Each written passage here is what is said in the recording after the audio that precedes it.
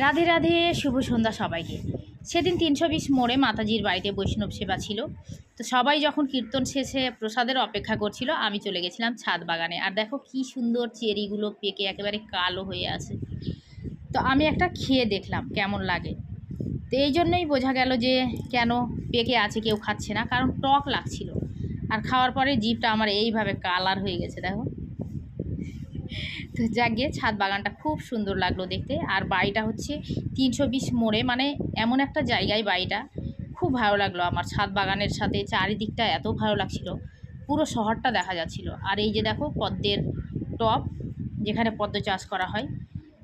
আর এই গাছটা ধর থেকে শিকড়টা অনেক মোটা। একটা সময় এই গাছটাকে তুলে নিয়ে নিচের শিকড়গুলো কেটে দেওয়া হবে, আবার ওই টবেই বসিয়ে দেওয়া হবে। এইভাবে ২০ থেকে ২৫ বছর একটা গাছ এই ছোট্ট টবেই রাখা যাবে। তো বন্ধুরা, গাছটার নাম আমি জানি না, যদি কারোর জানা থাকে তো অবশ্যই কমেন্টে জানিও। তারপরে নেমে আসলাম নিচে।